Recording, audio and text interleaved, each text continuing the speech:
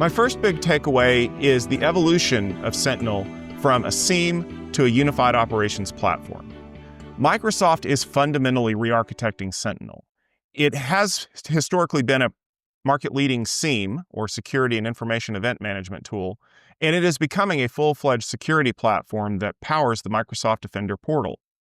The goal is to eliminate the swivel chair problem, the one where analysts have to jump between different interfaces to get information.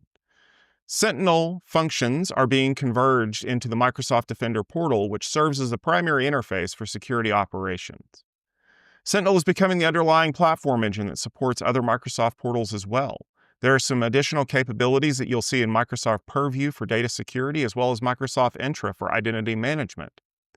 The platform is designed to be open. It supports OCSF and currently utilizes 350 different connectors to ingest data from third-party sources like AWS, Google Cloud, and CrowdStrike.